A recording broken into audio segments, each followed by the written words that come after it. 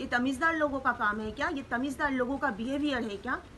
फिर भी मैं शांति से थाली को साइड में रखा, फिर कटोरी से आराम से खाने तो लगी, दाल पीने तो लगी मैं, लेकिन पीते पीते मैं अंदर ही अंदर परेशान हो रही हूँ, ये सोच के कि क्या फ़ायदा इतना पढ़ लिख के एजुकेटेड बन के, आखिर में तो मूर्खों के पाठशाला में आके मुझे फंसना पड़ा।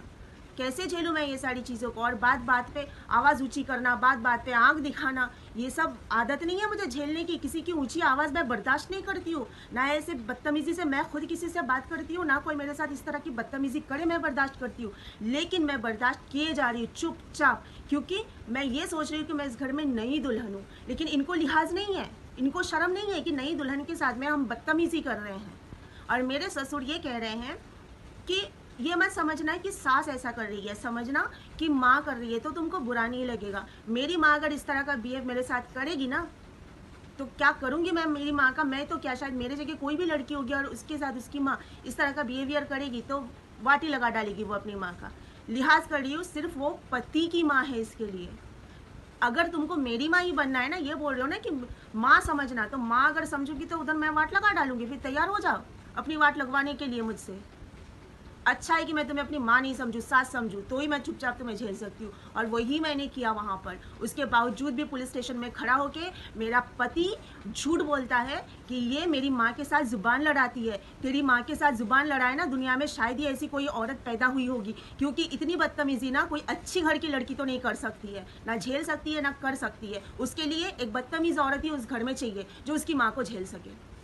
दुनिया की कोई माँ अपनी बेटी से इतनी घटिया बिहेव नहीं करती है। उसकी अगर खुद की बेटी होती ना तो भी नहीं करती, वो कर पाती भी नहीं। बेटी उधर ही उसका वाट लगा डालती, वो चाहती भी ना तो कर नहीं पाती।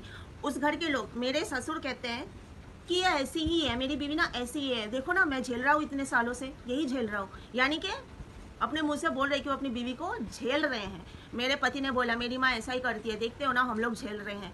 मेरे पति ने बोला हम झेल रहे हैं। मेरे ससुर ने बोला झेल रहा हूँ। तुम लोग झेल रहे हो, तुम लोग मजबूर हो। बाहर से आई हुई एक लड़की कौन सी लाचारी है भाई? मैं तो छोड़ो, मेरे जगह पे कोई और भी लड़की होगी, कौन सी लाचारी होगी कि जिस घर में वो बहू बन के जाएगी, उस घर में एक बुजुर्ग औरत जो रिश्ते में उसकी सास लगती है उसको मतलब इतनी बदतमीजी झेल के लेगी? क्या लाचारी है किसी औरत को? कोई गरीब घर की औरत भी होगी ना, जो दूसरों के घर में बर्तन मांजती होगी, काम करती होगी, वो भी अपनी बेटी देगी ना, उसकी बेटी भी नहीं झेलेगी। उसकी बेटी तो और भी नहीं झेलेगी, क्योंकि जितने छोटे लोग होते हैं ना, लो स्टैंडर्ड के लोग होते हैं, उतने खतरनाक होते हैं। तो मुझे तो लगता है वो हजामत ही कर डालेगी। वो हर गुरुवार को 2 घंटा 2.5 घंटा भगवान के मंदिर में बैठ के मेरी सास लक्ष्मी की पूजा करती है, शुरू से, सालों से, पता नहीं कितने सालों से।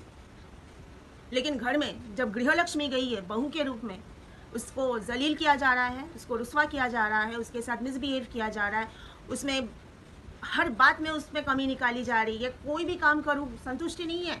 जो काम मैं घर पे नहीं करती वो सारा काम वहाँ पे। बर्तन धोने का अलग ही रिवाज है हमारे घर में। किचन में सिंक होता है, सिंक के अंदर टैप लगे होते हैं, हम उधर बर्तन धो लेते हैं। उनके घर में मग और बाल्टी रखा हुआ है किचन में, पैर के ऊपर वैसे अजीब ढंग से नीचे बैठो और मग से पानी लो और बाल्टी से उठाओ और बर्तन धो। आदत नहीं है, फिर भी मैंने किया। झाड़ू मैं अपने घर में नहीं लगाई कभी, उनके घर में लगाई झाड़ू, फिर भी संतुष्टि नहीं है।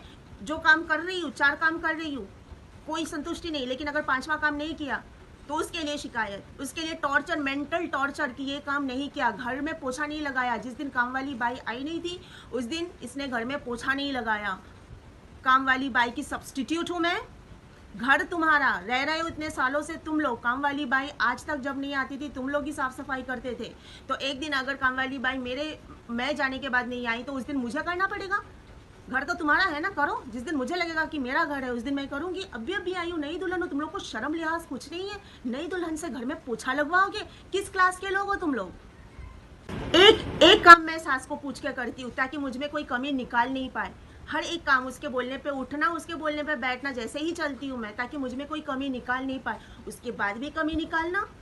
बोलती है कि तुम्हारा काम स्लो है। भाई कौन से कोई काम वाली बाई का ट्रेनिंग थोड़ी ली हुई हूँ मैं, जो मेरा काम एकदम ससुराल में आते ही फास्ट हो जाएगा। घर तुम्हारा है, इतने सालों से तुम कहाँ कौन सी चीज़ रखते हो पता भी नहीं है। हर काम पूछ पूछ के करना पड़ता है। घर मेरा तो है नहीं, घर में तो तुम खुद डोमिनेट करते रहते हो, तो ऑब्वियसली मुझे हर काम तुमको पूछ के ही करना पड़ेगा। और पूछ के जब करूँगी तब काम स्लो होगा। और ये कहते हो कि मैं तो छोटी उम्र में शादी करके आई थी, 19 साल की उम्र में शादी करके आई थी, और मेरे सास के कुछ बोलने से पहले ही मेरा काम हो जाता था। होंगी आप डेस्परेट, मैं नहीं हूँ इतनी डेस्परेट कि किसी के घर में जाते ही तुरंत कोई बोलने से पहले काम कर दूँ। अरे आपके बोलने पे काम करती हूँ, फिर भी आप संतुष्ट नहीं हो पा रहे। आप बोलने से पहले करूँगी तो मुझे तो जिंदा ही नहीं छोड़ोगे, मुझे तो जीने ही नहीं दोगे। जब पूछ पूछ के करती हूँ तब भी कमी निकालते हो, पूछने के पहले करूँ तो फिर मेरी क्या हालत करोगे आप? आइडिया नहीं है क्या मुझे? हमेशा बोलते जो रहते हो ना, छोटी उम्र में शादी की। छोटी उम्र, पहली बात तो 19 साल की उम्र कोई छोटी उम्र नहीं होती है। जिस ज़माने में आपकी शादी हुई थी ना, उस ज़माने में 19 साल की जो उम्र होती थी काफ़ी बड़ी उम्र होती थी, ठीक है।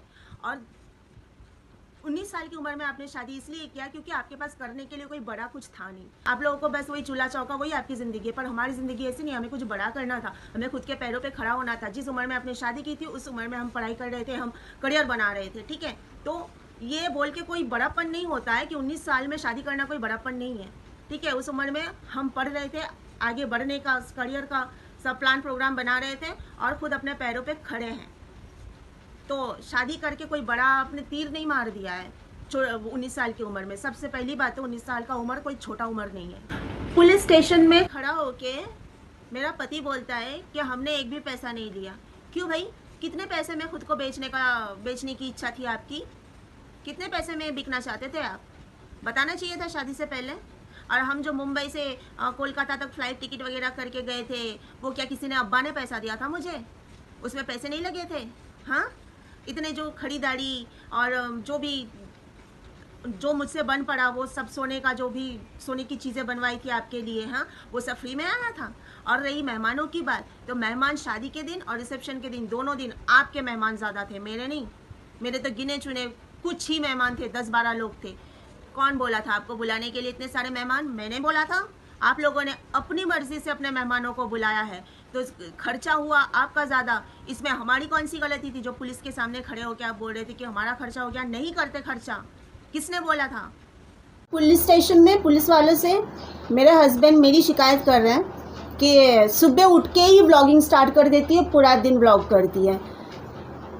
मैं जिस दिन कोलकाता पहुंची मेरी शादी के लिए, उस दिन एयरपोर्ट में मेरे पहुंचते ही मेरे हाथ से फ़ोन गिर गया, मेरा फ़ोन का कैमरा वहाँ ख़राब हो गया। और फिर उसके बाद मैं मेरे फ़ोन से व्लॉग्स नहीं बना पाई। जब तक शादी नहीं हुई थी तब तक दूसरा फ़ोन था, मम्मी के पास आईफोन है वो, वहाँ से मैंने वीडियो शूट वगैरह किया। लेकिन शादी होके जब मैं विदा हो गई ससुराल में, उसके बाद फिर मेरा वो जो फ़ोन ख़राब था जिसका कैमरा, वो फ़ोन लेके मैं ससुराल गई थी। फिर उसके बाद व्लॉगिंग का तो सवाल ही नहीं उठता है उस फ़ोन से, क्योंकि फ़ोन का कैमरा ही ख़राब है। तो ऊपर वाले को भी ना पता था कि ये झूठ बोलने वाला है, इसके ऊपर झूठा आरोप लगने वाला है। इसके लिए कोलकाता पहुंचते ही मेरे फ़ोन का कैमरा ऊपर वाले ने ख़राब कर दिया। जब जब गलत लोग फंसाने की कोशिश करता है तब तब भगवान सही को बचा लेता है। तो ससुराल में पहुंचने के बाद कभी मुझे ब्लॉगिंग करने की ज़रूरत, मतलब ऐसा होता था कि चलो अभी कुछ ब्लॉग किया जाए। मैं ब्लॉगर हूँ यार, मैं यूट्यूब पे मेरा चैनल है, मोनेटाइज्ड चैनल है, तो ब्लॉग तो करना पड़ेगा। और मेरे हस्बैंड ने जब मेरा फ़ोन ख़राब हुआ वो बोला कि मेरे फ़ोन से कर लेना। अब बंदा उठता है 10 साढ़े 10 बजे, मैं उठ जाती हूँ 8 बजे, 8 सवा 8 के बीच में, ठंड का मौसम था जब शादी हुई थी, 8 सवा 8 बजे उठ जाती थी।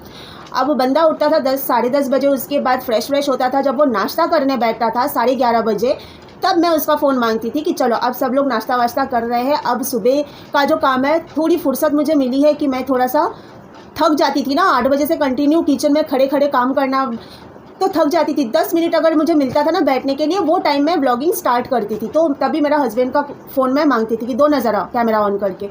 तो बोलता है कि सुबह से ब्लॉगिंग, सुबह से 11:30 बजे सुबह होती है, 11:30 बजे सूरज आसमान पर चढ़ जाता है। तुम 10 बजे उठते हो, तुम्हारे लिए वो सुबह होगी, पर मेरे लिए नहीं है। मैं 8 बजे उठ जाती हूँ। तो सुबह उठ के ब्लॉगिंग कितना बड़ा झूठ है। पूरा दिन ब्लॉगिंग, तुम्हारा फ़ोन लेके मैं पूरा दिन ब्लॉग कैसे कर सकती हूँ? अगर मेरा फ़ोन एक बार अच्छा होता, सही होता, तो भी ये झूठ समझ में आता, ये झूठ मान भी लेता कोई। लेकिन यहाँ तो मेरा फ़ोन ही ख़राब है, दूसरे का फ़ोन लेके पूरा दिन तो कोई भी ब्लॉगिंग नहीं कर सकता है। जिससे मेरी शादी हुई है, मेरी बदनसीबी से वो भगोड़ा है। 6 साल में 2 बार रिश्ता तोड़ के भागा था। और वजह यही फालतूगिरी है, कोई ठोस वजह नहीं होता है, फालतूगिरी ही है। तो तो पहली बार भागा था, उसके बाद कोलकाता जाके, मुंबई में रहता था उस वक्त, कोलकाता चला गया मेरे साथ रिश्ता तोड़ के, और वहाँ पे एक लड़की, पड़ोस वाली लड़की से उसकी शादी तय हुई, और शादी होने के पहले रजिस्ट्री हो गई, शादी के फेरे वेरे होने से पहले ही रजिस्ट्री हो गई,